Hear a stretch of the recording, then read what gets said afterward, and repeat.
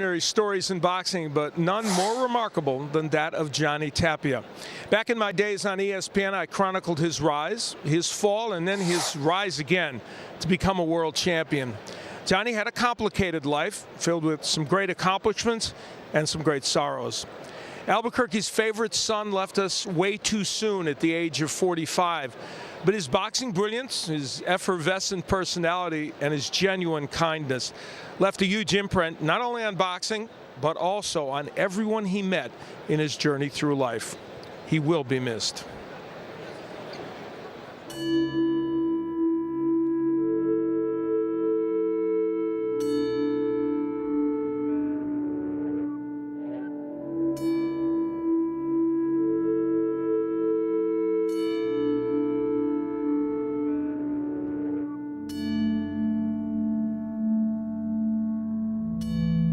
This June, Albuquerque laid to rest their hero and champion, Johnny Tapia. With over 7,000 in attendance, it was a fitting tribute to a man who valued love above all else. Admired for his honesty and enthusiasm, we remember Johnny Tapia in his own words. Mi vida loca. I'm Johnny Tapia and I'm a fighter. I've been through hell and back. Well, I was born and raised in Albuquerque and I really love it there. When I was 7, my mom was, she was stabbed 21 times with an ice pick and also raped. They found like a chain that my mom used to use in the hospital, and that's when they found out it was my mom. I was raised with no love and it's hard to get it now. With me growing up as a kid, I did all wrong. All I wanted somebody to tell me is that I was okay. I'm gonna be all right. My brother Randall used to challenge me with other little kids. They tell me, fight this guy, fight that guy. If I beat him up, I get $1. So I fight everybody for $1. I was always a little scrapper, you know. I tried boxing, and when I came 11 years old, I won my first fight. I got a knockout in 30 seconds. And since then, I never stopped. Here is the pride of Albuquerque, Johnny Tapia. I mean, everything has happened out of the ring in my life. But in the ring, I'm at peace. There's nothing they can do to me. With tremendous heart. What a left hook there by Tapia. You know, I'm used to fighting down the streets and not getting hit by one person. This is a one-to-one thing. It's just me and him. You give me a black guy, break my nose, it's like, I don't care. Come on, give me another black guy. I want to give them what they want to see.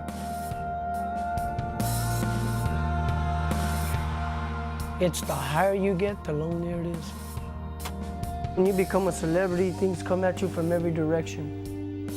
If you don't know how to control it, why are you going to go in the wrong way? Well, you know my life. You know what I've done in my life. Everybody knows what I've done in my life. But I don't blame nobody, and I never will. I blame everything on me, and that's Johnny Tapia takes the whole fault. A message to the kids to say, you know, all over the world, if you've never tried drugs, don't do it. First time's a mistake, second time's a habit. Please, don't do it. But I'm glad I got a beautiful family that stick by me through thick and thin, because there's nothing else like your family. I couldn't do nothing without my wife, Teresa. I gotta have her there. She's my angel. She's my protection. She's been through a lot with me. She just always wanted to get my life together, and I knew if I would listen to her, I would have something. Losing, everybody loses. That's who gets herself back up. And there's no such thing as I can't.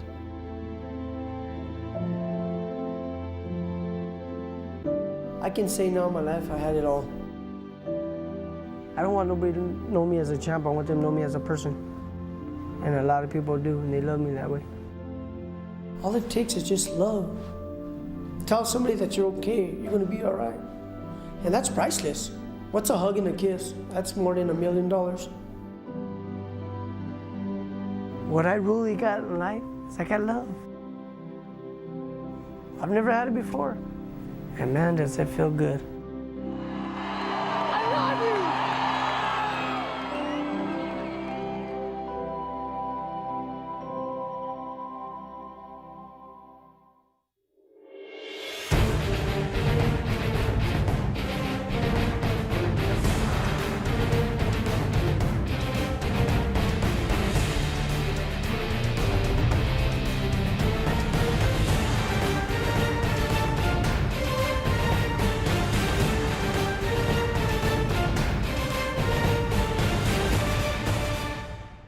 had quite the roller coaster ride. I'm surprised it's not a theme park.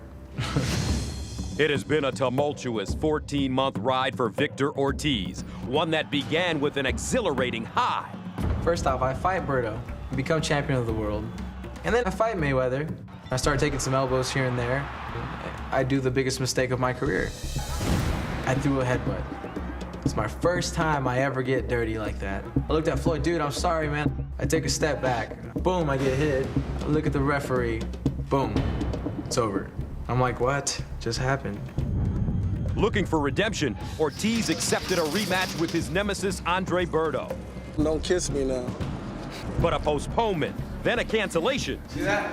Steroid free. left Ortiz inactive for the last 9 months. It kind of felt like a racehorse, but there was no race. In steps Josecito Lopez, a tough last-minute replacement. I'm in the same position that he was years ago, and I'm hungry. A loss is not an option. In tonight's main event, it's Ortiz versus Lopez. As the roller coaster ride continues for Victor Ortiz. That's tonight on Showtime Championship Boxing.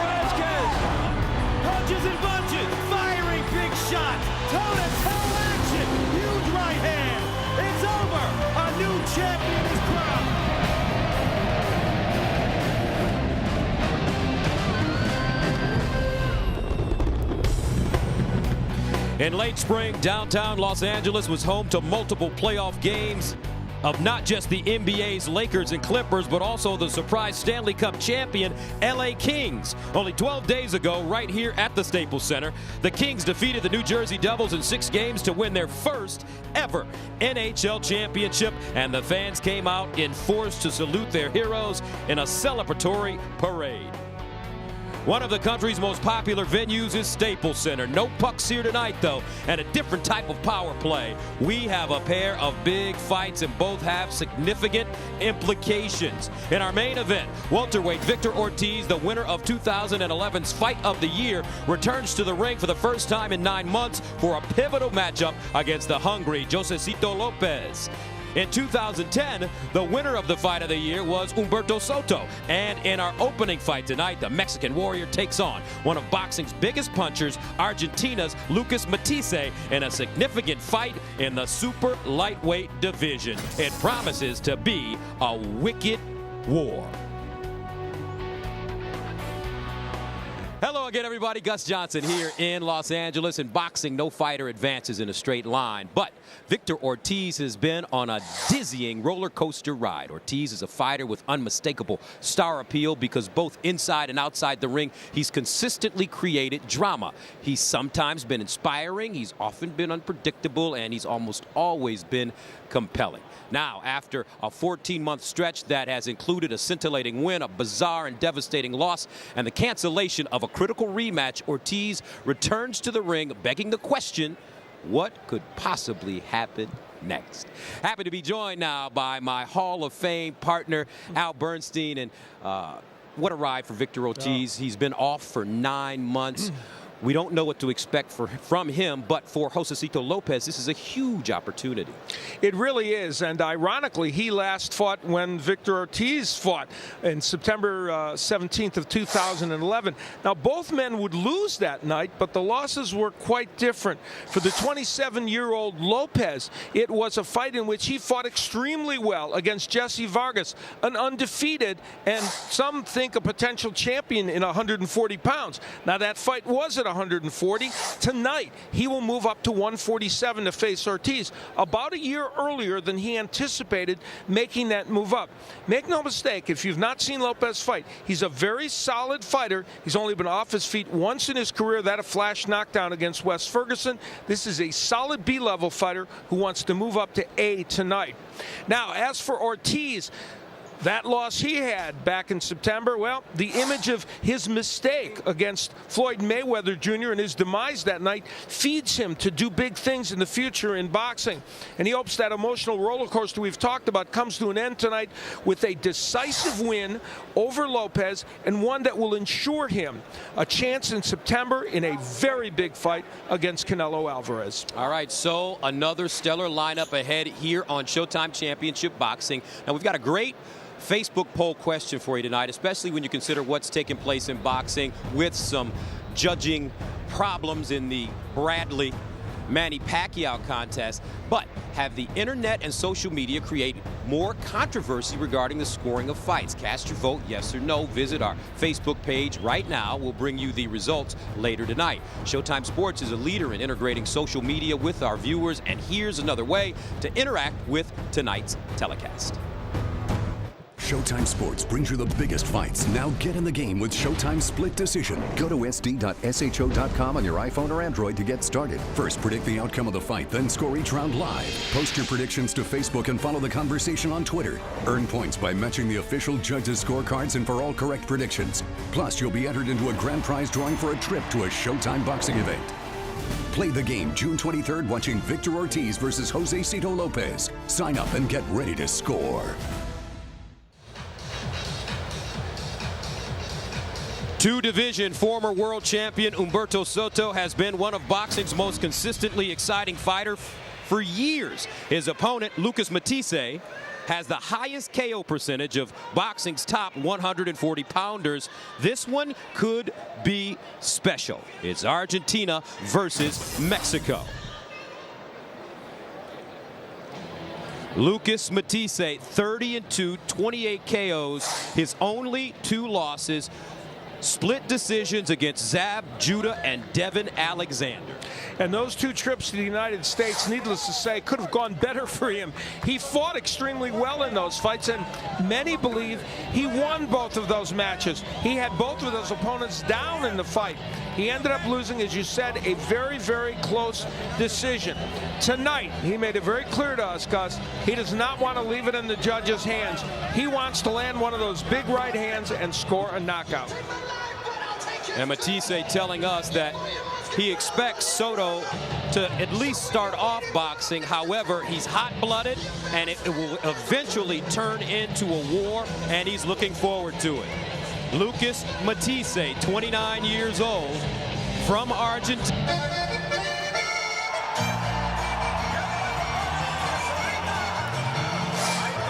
Making his ring walk now, Humberto Soto, a 14-year boxing veteran.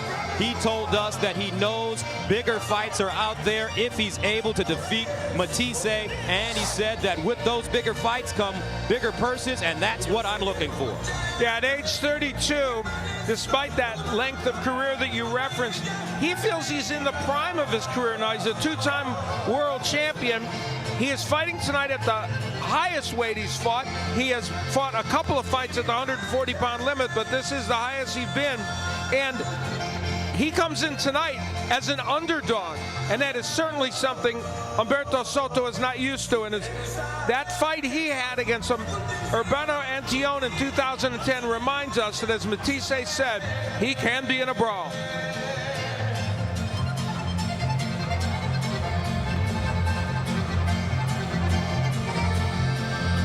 All right, Al, with that in mind, let's take a look at the numbers as we go to the tail of the tape. Humberto Soto and Matthysse. Many of the numbers are very similar. Now, Matthysse is the true 140-pounder. And so even though these numbers are the same, you have to assume Matthysse has a little bit more overall strength. And at 32, after that 14-year career and a lot of wars, is Humberto Soto getting long in the tooth? And the unified rules for tonight's bouts. Well, there's no standing eight. Of course, no 3 knockdown rule. The referee or doctor can stop the fight. And if there is a clash of heads and the fight would be stopped before the 4th round, it would be a no contest. After that, they would go to the scorecards. So we're ready for our first fight of the evening on Showtime Championship Boxing. Let's go inside the ring for the official introductions from Jimmy Lennon Jr.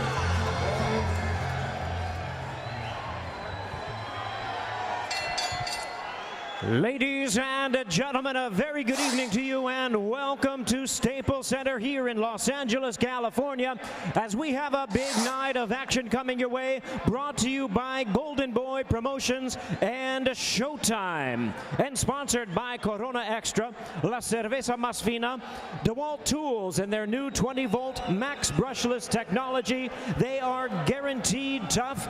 And AT&T, the nation's largest 4G network, AT&T Rethink Possible. This bout coming away is presented in conjunction with Baja Boxing Promotions and Arana Box Promotions. It is sanctioned by the WBC, President Jose Sulaiman, Supervisor Rudy Tellez. Introducing to you our 3 judges, all from the state of California. From Calabasas, Barry Druxman. From Huntington Beach, Dr. James Jenkin, and from Chula Vista, Alejandro Rochin. And introducing our referee in charge of the action, he'll be giving instructions after the introductions, Raul Kais. All right, fans, here we go. 10 rounds of boxing scheduled for a world title eliminator and the vacant WBC Continental America's Super Lightweight Championship. Introducing to you first on my right, fighting out of the blue corner, wearing light blue trunks, hailing from Trelew, Chubut, Argentina. He weighed in at 138 3/4 pounds, and his hard-hitting record stands at 30 wins, 2 losses, 1 no decision, with 28 big wins coming by way of knockout. Ladies and gentlemen, please welcome the hard-hitting WBC number 4 ranked super lightweight in the world, introducing Lucas Matthysse.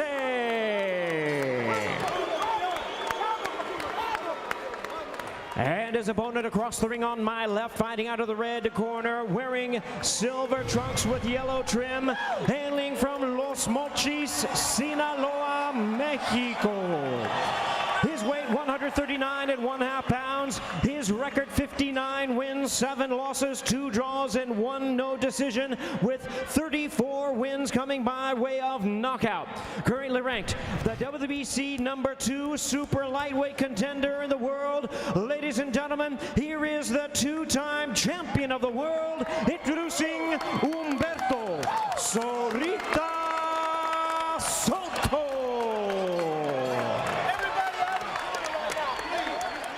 Once again, a referee in charge now to give instructions, Raul Kais.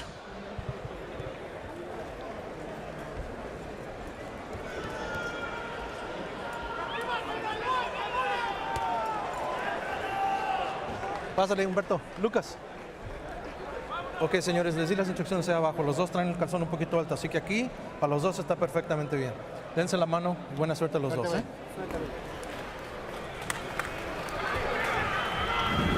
So we are ready for our first fight of the evening on Showtime Championship Boxing.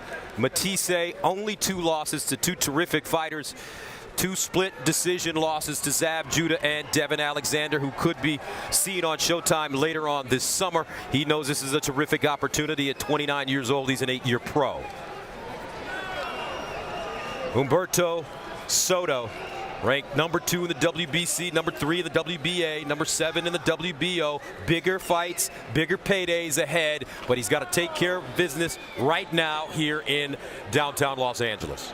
Gus Johnson, Al Bernstein, Jim Gray, Heidi Androl from Staples Center, and round 1 scheduled for 10 in the super lightweight division. Most people that know me know I'm not big on hyperbole. I'm not big on making predictions. I think this could be a Fight of the Year candidate. Humberto Soto in 2010, the winner of the Fight of the Year.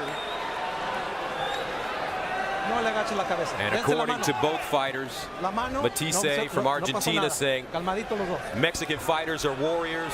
Mexican fighters have hot blood. I know when I get in there, it will be a war. I will not allow the judges to rob me of this victory this time. Similar to, in No se his agache la opinion, cabeza, no se agache what la took cabeza, ya le place dije. when he fought both Zab Judah and Devin Alexander. Round one's important to Matthysse. Soto's getting off to a little bit quicker start, and Matthysse has been known to start slowly. And very important, Soto requested that this be a 10-round fight instead of a 12-round fight, and Matthysse acquiesced to it. And I would think, because in the Judah fight, he wanted, or the Devin Alexander fight, he wanted a 12 so he could get him later. I'm surprised Matthysse acquiesced so easily to that.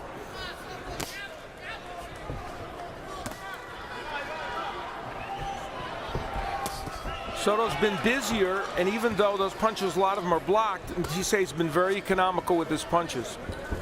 Cuidado con la cabeza los dos. Matthysse, though, with very heavy hands. Hermano. Second time he A pelear pulls como caballero. Soto's head down. Vuelves a hacer algo así, te voy a quitar un punto. Manténganla limpia. This is a lot of Aprendan warning a for portarse not como much caballero los dos. that Vámonos. happened, to be honest. I mean, really. Lucas Matthysse, 28 KOs, 32 with 1 no decision, 30-2 with 1 no decision. Great combination work by Soto. He's a superb combination puncher.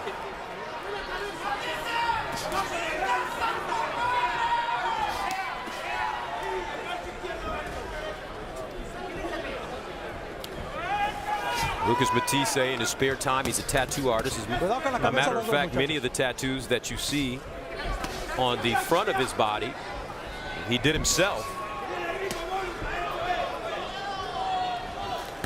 Pretty good job, too. I'd like to see you do that, Al. Yeah, I'm going to get Matthysse to do one. This has been a good round for Humberto Soto. It's what he wanted, but there's that nice hook by Matthysse. But a very active round for Soto. Scheduled for 10 rounds. 10 segundos, paren la Super campana. lightweights. Stop! Break! Calmadito los dos. Paren la campana. And the end of round 1. And that brings us to the keys for this fight. For Lucas Matthysse, he's one of the best body punchers in the sport. Wasn't able to get too many of those in round 1, but he wants to go there.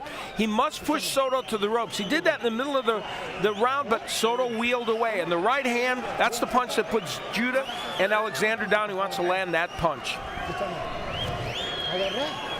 For Humberto Soto, we saw evidence of his combination punching in round 1. It was just excellent, and he's got quick hands at 32 or any age. And he's got to stay off the ropes. Humberto Antillon put him against the ropes in their 2010 fight and raked him over the coals. Must use angles, which he's doing in round 1, or did in round 1. He's not standing right in front of Matthysse. And for both of these gentlemen, who's the goal if they were to the winner, rather, of this fight? Who do they want to have a chance to step in the ring with next? Well, I think the winner of the Danny Garcia-Amir Khan fight certainly would look enhancing to them. And it's technically an eliminator fight for that title, but not exactly because we don't have a #1 contender here. Now Soto moving his hands to start the second round. Matthysse expects him to box early. Now Soto stepping in. When Humberto Soto is sharp, and he's sharp right now, he is a handful. Now Matthysse starts slow, and he can change this fight with one punch. There's no question about that. Right now, the hand speed of Soto is bedeviling him. And by the way, these are two men, in all the wars they've been in, they have never been down as a pro.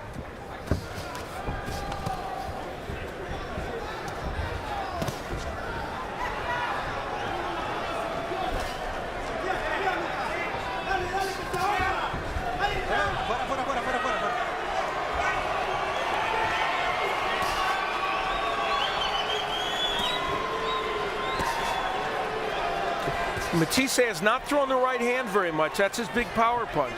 Okay, stop. Break. Calmadito los dos.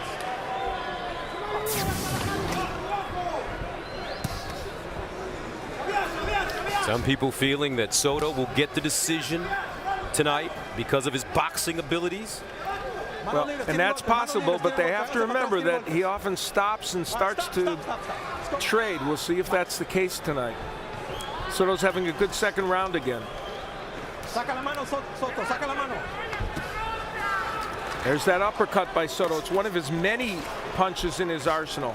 If you're Matthysse, fighting a 14-year, 32-year-old, very highly skilled Soto, who's been in numerous wars, what do you do? What should your strategy be, especially since he doesn't have as much time, only 10 rounds? That's his strategy, yes, you're right, Gus. Get him against the ropes. But Soto wheeled off those ropes and got his distance, and now he is wailing away with those combinations. Looks like that right hand may have hurt Matthysse. Backed him up, wobbled him a bit. Raul Caiz is, I gotta be honest, he's way too active in this fight. He is imposing himself, and mostly against Matthysse right now. He needs to chill and let him fight. Matthysse advancing. Soto pivoting off the ropes. So far, it's Soto as the matador. Matthysse has been aggressive. Nice lead right hand connecting for Matthysse. There you see the power punching. And that'll happen when he's against the ropes, Soto. Now Matthysse trying to let his hands move, using the free hand inside. And the end of round 2. Whoa.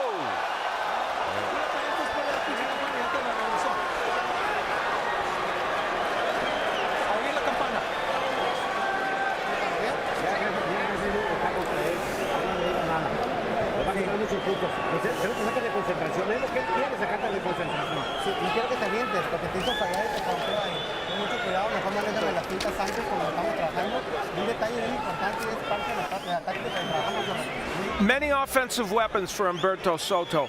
One of them is the uppercut. He's just a superb offensive fighter, and he has shown good hand speed against Matthysse throughout this fight. But Matthysse, in the last 45 seconds of this round, made a lot happen, and right at the end of the round, in the last moment of the round, landed a big right hand. Now that should not have been a knockdown in any case. He slipped, but there was a very good right hand in there. So Matthysse changed the tenor of this fight right at the end of the round. This is the third round, scheduled for 10 in the super lightweight division, actually for the fringe title, the vacant WBC Continental Americas title. Humberto Soto is in the metallic and gold trunks, and Matthysse in the baby blue.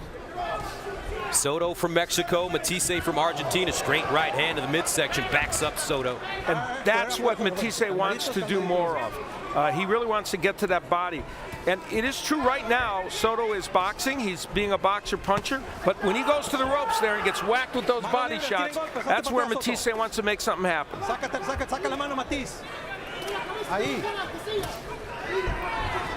You can feel this fight shifting slightly.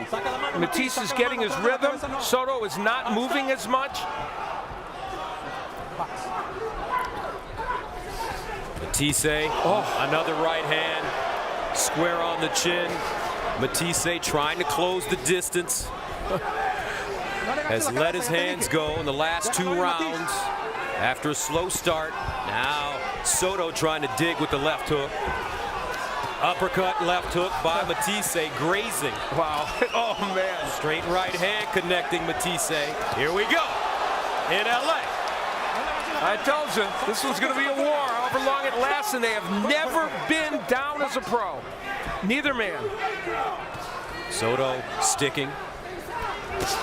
Matthysse closing, loading up. The body work of Matthysse is very important. He is really committed to it in this round, in addition to landing those big headshots.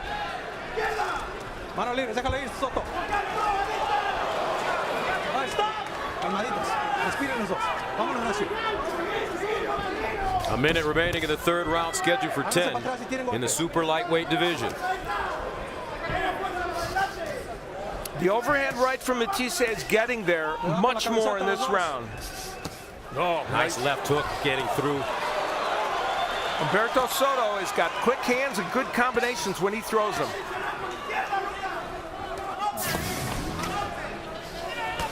You take a look at the power punches this round. See, the edge goes to Matthysse. Some of those are thunderous body punches, some of those overhand rights.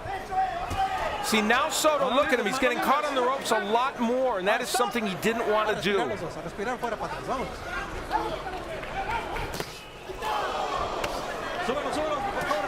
Right hand, left hook underneath by Matthysse.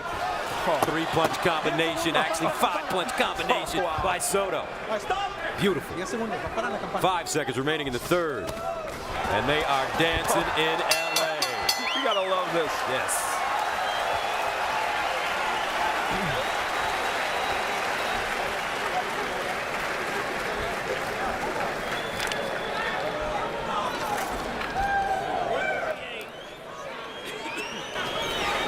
Lucas Matthyse's signature punch is that overhand right. There it comes. And you can see when he's on the ropes, Humberto Soto, he's much more vulnerable to that.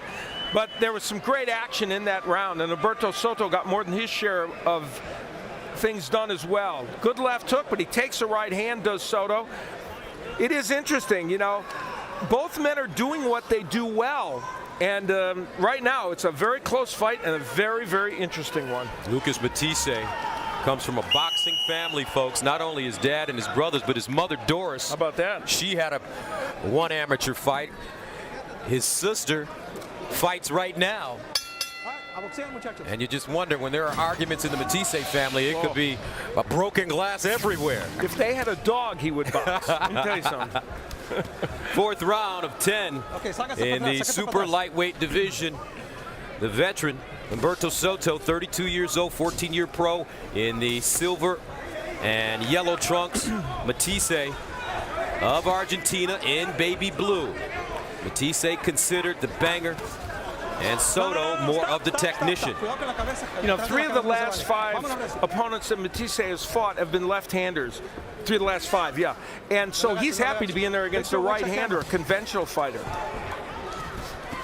Matthysse getting very close over the last 3 rounds. No knockdowns in this fight so far. Ooh, very good left hook follow by a left hand to the body by Soto.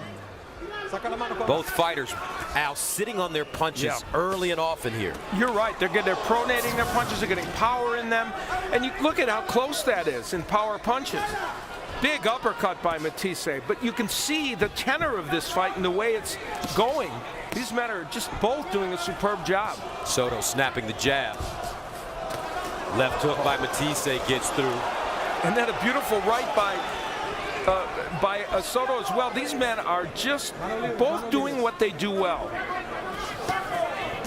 No wonder they decided to cut the 2 rounds at this pace. You know what? You're right. Shouldn't make them fight 12. Oh, Soto stumbling. Oh, that right hand hurt him. Left hook. Now underneath for Matthysse.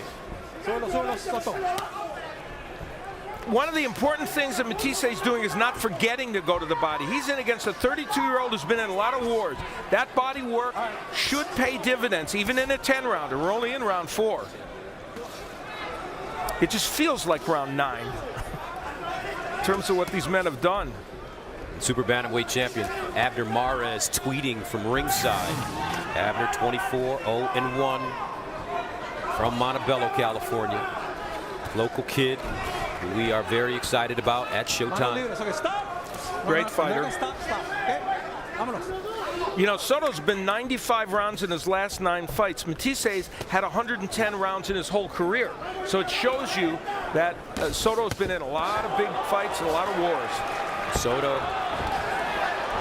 connecting with the up jab. Matthysse backs up. He may have hurt Matthysse. Matthysse doesn't ever go backwards. Matthysse, the uppercut has landed for him early in this fight. Now Soto still busy. Man, nice.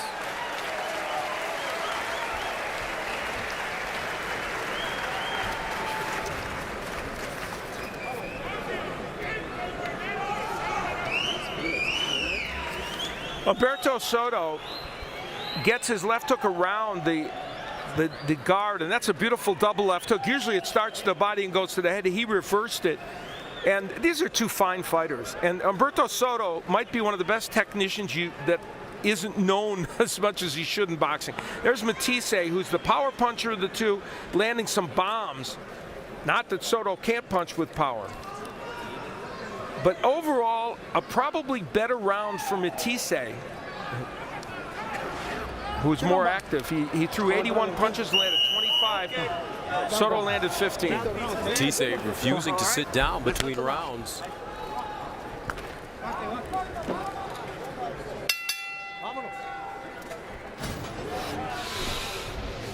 The fifth round scheduled for 10 for the vacant WBC Continental Americas title in the super lightweight division.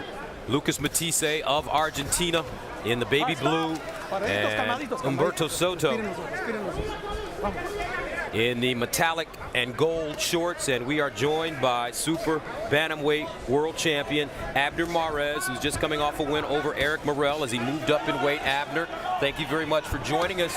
What do you think thus far of these two men? My pleasure. Great to be here. And what can I say, man? This is a great fight. It's barely the fifth round, and oh my God, I'm already tired of seeing these guys throw so much, man. Reminds us of you against Yanni Perez or Joseph Agbeko. Both men doing what they do well. You know, Soto using his hand speed and Matthysse using his power and his body punching. I think they're both doing they're sticking to their game plan. Soto is a great technician, great fighter, but Matthysse is just so strong and so confident with that. You know, he's confident with that hard punches that he's got. Abner, you are a body puncher yourself, and Matthysse in this fight here in the fifth has delivered a lot of left hooks to the body on Soto. When does it really start paying dividends when you continue to go to the body on your opponent? Definitely after this sixth round. I mean, it's already, you can already tell Soto's already clinching. You can tell on his face he's feeling those body shots. You know, this round, Soto's done some very good work, but we've still got 1 minute and 19 left, and you made the point. Look, there he goes with those good combinations, but Matthysse always comes back with something strong, like that. Yeah, but I mean, Soto, he lets go, but, you know, he stays there. Yes. He stays there for Matthysse to come back with something hard. And that's been the problem for Soto in these wars that he gets in, like the fight with Antillon. It's a really good round.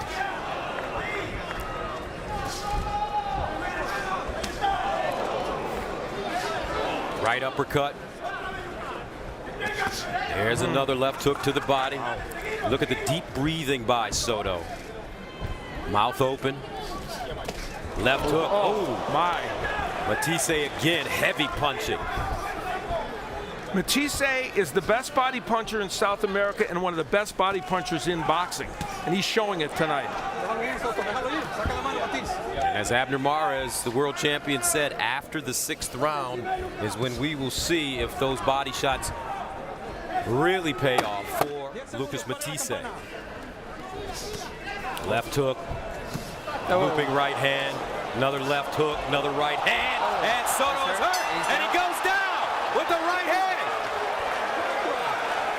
Can he get up? Wow! Matthysse.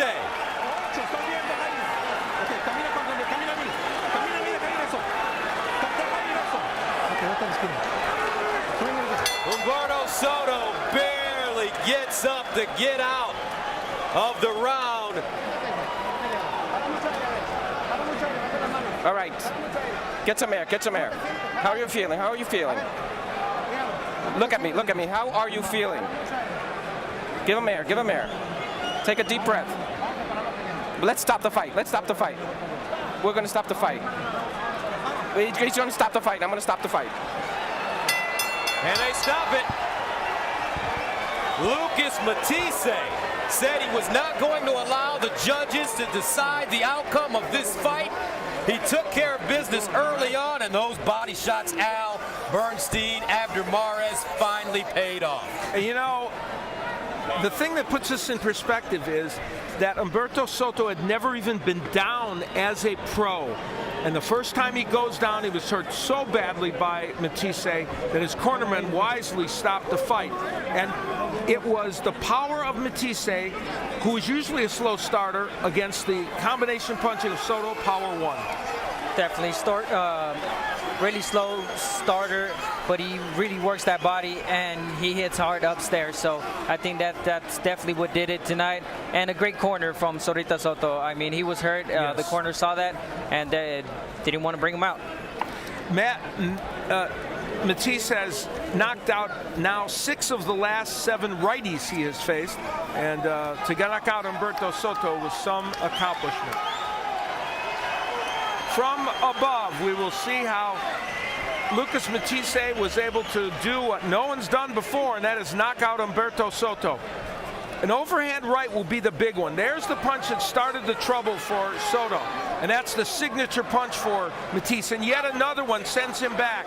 Then he was able to land yet a third, and had that third not been able to land, Soto might have been able to weather that at least to get through the round, but the third one landed, and when you're hit with 3 straight power punches from Lucas Matthysse, you go down. But for a couple of glitches on the scorecards, Lucas Matthysse would probably be undefeated right now, and some would argue should be undefeated, saying that he beat Judah and Alexander. Raul Caiz sent him back to the corner after that, but he would not be able to answer the bell. Again, we take a look at the overhand rights by Matthysse. He knew that Soto was in trouble, and he was able to get him down. Soto would beat the count, but Raul Caiz knew that they were at the end of the round, and so he sent him to the corner where Soto's people hoped that 1 minute would give him enough time.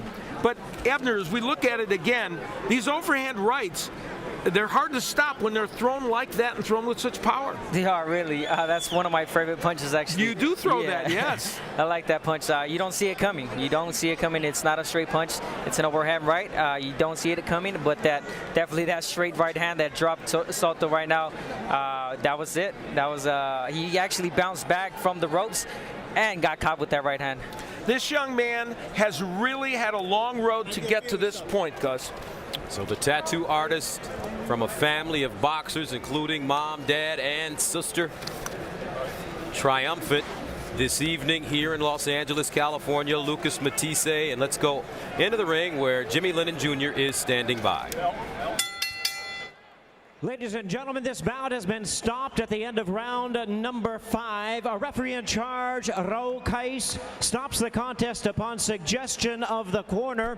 He is the winner by way of knockout. He is the new WBC Continental America's super lightweight champion, Lucas Matthysse.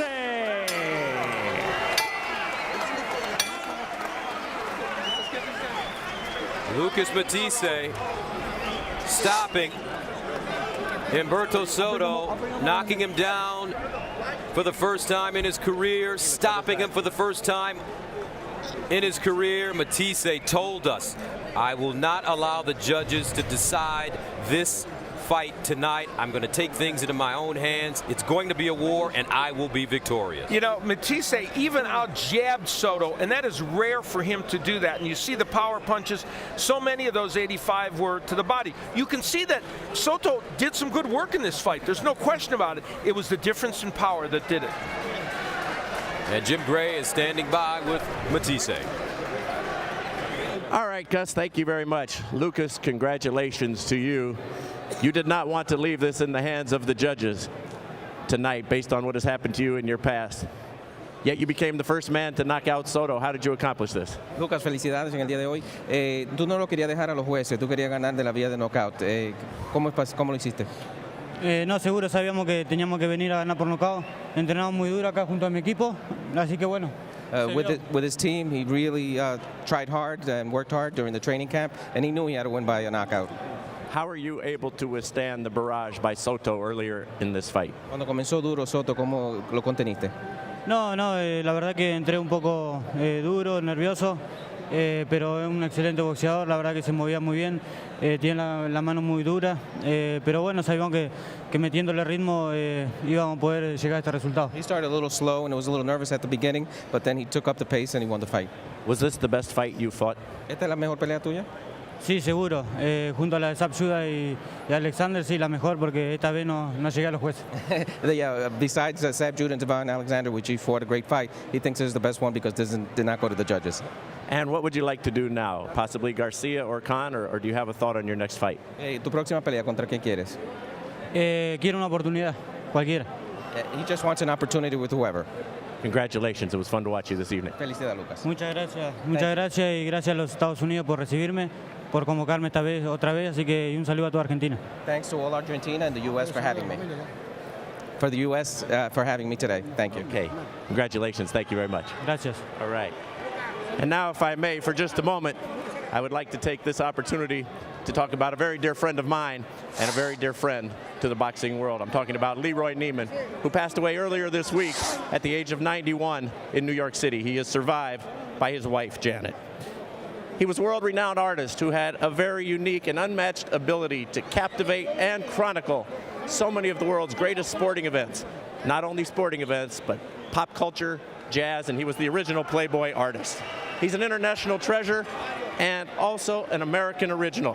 One of the great joys in my life was the ability to spend so much time with Leroy at all of the great sporting events around the world, from the Olympics to great fights to the World Series to the Super Bowl, and to see so many of the world's top renowned athletes literally beg Leroy to paint them. And then when he would agree, they knew that they had something special, that they would join a rarefied place. He was a wonderful and joyous man, and he lived a very, very full life. His art was what brought that good cheer to life. So now, as Leroy passes, there is a form of immortality to what he leaves behind because he has left so many of the world's great masterpieces. His brush is silent now. However, the indelible impression that he has left will live forever. Gus, I will miss him. The world has lost truly a great man. Back to you. Thank you very much, Jim. Well done. Very heartfelt from our Jim Gray. Leroy Neiman, I remember him as a child, and the paintings of Muhammad Ali and Joe Frazier that my father would buy me as Prince. He chronicled the great moments of the sport. And speaking of great moments, we had certainly one this evening, and you see the judges' scorecards. Don't be too harsh on Dr. James Denkin, because I think that this could have been a 47-47 fight at the end. You see the fact that two of the judges giving Matthysse the edge at the time of the stoppage, and I would have had him ahead, but Soto got a lot done in this fight as well. All right, now let's go to the fourth member of our team. Standing by with a special guest, here's Heidi Andral.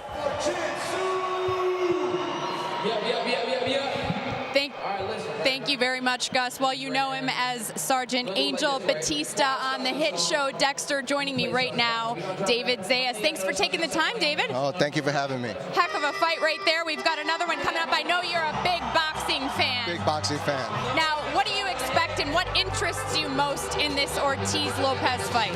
Well, what's really interesting is that, he's a replacement fighter, right. Lopez. So he's got nothing to lose. He's going to come out and it's going to be a great fight. And sometimes when you train for a certain style, like Victor's been doing, right. Now comes another fighter with a different style. The adjustment really determines what kind of fighter that is. And it's going to be interesting to watch. But Victor Ortiz is one of the best fighters around. And I think it's going to be an interesting and a tough fight. So you're going Ortiz all the way? I have to say Ortiz all the way, yeah. All right, well, it's hard to believe 6 seasons going into the 7th season of Dexter already. Cliffhanger ending in season 6. Yeah. What can we expect to see in season 7? Well, it's I'll tell you that it's going to be a bit darker. There's going to be a lot of people are going to have to deal with how season 6 ended. All the characters, it affects everybody, and we got a very exciting guest stars this year, and it's going to be a fun season. Any chance we'll see Sergeant Batista boxing? Maybe in the mirror. There we go. There we go. Well, you can check out Dexter September 30th. It premieres 9 p.m. Eastern and Pacific. It's only on Showtime. Thank you so much for joining us, David. Thank you. All right. Well, we've got much more to come, and still to come, that main event, Victor Ortiz versus Josecito Lopez. And of course, ShowBox, The New Generation returns with a special edition on Saturday, June 30th at 9 p.m. as IBF junior middleweight champ Cornelius Bundridge defends his title against former champion and #1 contender Corey Spinks. In the co-featured bouts, Gary Russell Jr. fights Christopher Perez and Erislandy Lara takes on Freddie Hernandez. Now on Wednesday, July 11th at 10 p.m., it's the series premiere of The Franchise, a season with the Miami Marlins. And of course, Strikeforce is back in the cage Saturday, July 14th at 10 p.m. with another stacked lineup highlighted by 2 championship fights. Luke Rockhold makes the second defense of his middleweight belt against U.S. Army Ranger Tim Kennedy, and undefeated Tyron Woodley fights Nate Marquardt with the welterweight title at stake. We'll have the prelim fights, of course, as always, on Show Extreme at 8 p.m. Saturday, July 28th at 10 p.m., Showtime Championship Boxing presents the interim WBC welterweight world title as Northern California's favorite son, Robert the Ghost Guerrero, fights Selçuk Aydın. Preliminary fight coverage on Show Extreme starting at 8 p.m. And there's more Showtime Championship Boxing Saturday, August 11th at 9 p.m. when IBF light heavyweight titleist Tavoris Cloud defends his belt against former champion John Pascal. Well, we'll have the prelim bouts on Show Extreme as well, that time at 7 p.m. For more on Showtime Sports, visit our website at sports.show.com. Check out our Facebook page and, of course, follow us on Twitter. Let's now send it back ringside.